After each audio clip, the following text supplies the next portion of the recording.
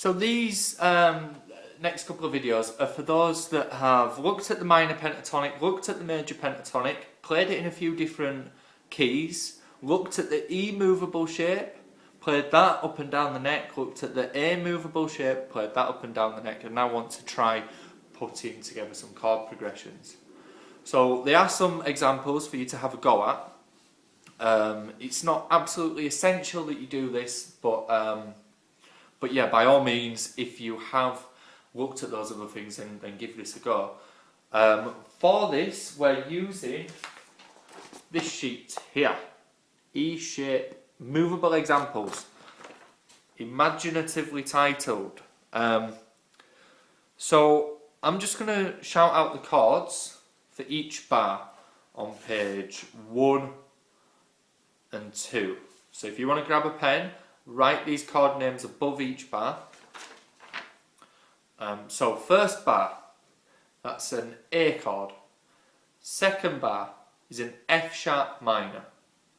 Third bar is a G. Fourth bar is a G. The fifth bar, so this is on the other side of the repeat sign now, is an A minor.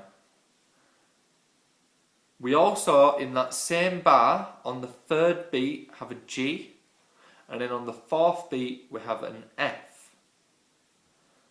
That then repeats in the sixth bar, so it's A minor for beats 1 and 2, G for beats 3, and F for beat number 4. That then repeats again in the 7th bar and also in the 8th bar. Let me show you how that works out, where we have a different chord on each beat. Hopefully you'll have got that. But you have A minor, G, F. Beat 1, beat 2, beat 3, beat 4. On to the next page now. Sorry, before we do that, we have this one bar down here on its own, and that is, now that's a B chord. In the next bar, so we're on the second page, the first page, we're still on B. The second bar of page 2, we've got F sharp. The third bar of page 2, we've got F sharp. The fourth bar is an E major open chord, and the fifth bar is an E major open chord. Now, you may have noticed that we have these open strings within those chords, but we're going to deal with those shortly. Before then, let's just talk about how the rhythms sound here. So this is our rhythm here, so going back to page 1.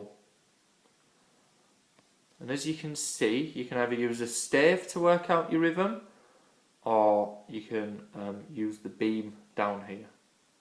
Now, I'm about to tell you how this rhythm sounds. You may want to pause this, look back to week 1, and try and figure it out. If you wasn't in week 1, or you just don't feel like you can do that, here's how the rhythm sounds. So, we've got a quaver and 2 semiquavers. And we count this 1 E and A. 1 E and A, 2 E and A, 3 E and A, 4 E and A.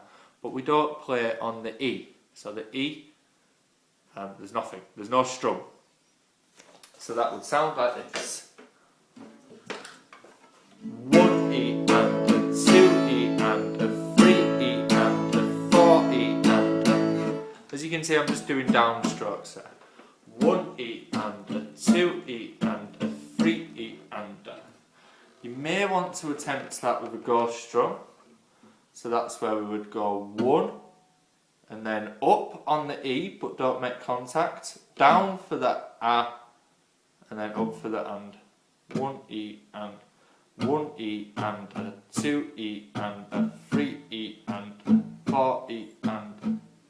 And that rhythm's really important because it's a reoccurring one in this week's E movable exercise. On the other side of the repeat sign, the rhythm changes a little bit, we've got the 1 E and a 2 E and a, and then 2 quavers here. So that'd be 3 and then 4 E and a. So that'd be 1 and a 2 and a 3 and 4 and a. Chord progression here has some serious hints in there of All Along the Watchtower, Jimi Hendrix's All Along the Watchtower. So that's example 2 on the other side of the bar chord, repeat sign.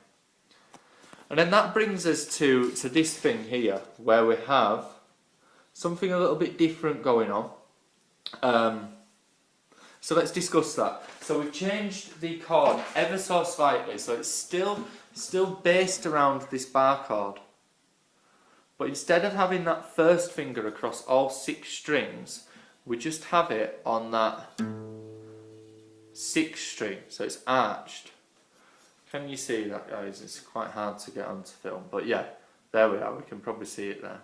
So that now it includes within the chord these 2 strings, 2nd and 1st, as open strings. We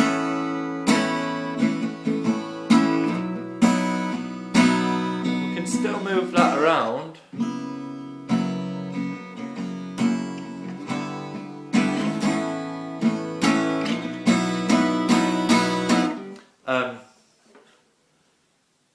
And when we do it, it still changes its name, and the name is connected with the root note on the 6th string, but it's the name's slightly more complicated. You play that in the 5th fret and it's an A add 11. If you play it on the 2nd fret, it's an F sharp add, I'm going to go for 11 again. I'd probably need to sit down and work that out.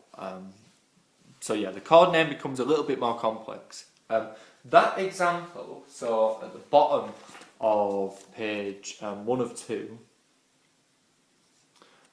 you can see that we've actually got 2 notes that we pick before we do this rhythm here, and we pick these as quavers: 1 and 2 E and a, 3 and 4 E and a. Obviously not strumming on the E, but counting that E when we count these out loud. So we've got 2 notes being picked and then the full strums. Now that example has some hints in there of a Coldplay song. Please don't judge me for including this. It's a song that everybody knows, so it's quite useful. So that's in the 7th fret, and then up to the 2nd fret. 2 E and a, 3 and 4 E and a, 1 and 2 E and a. And then we have an E major chord as well. 1 and 2 E and a, 3 and 4 E and a, 1.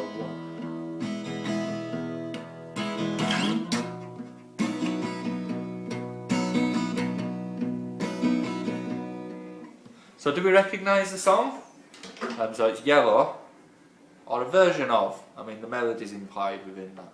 A couple of bum notes there from me, but I'm having to play without a strap. Have a work through those exercises.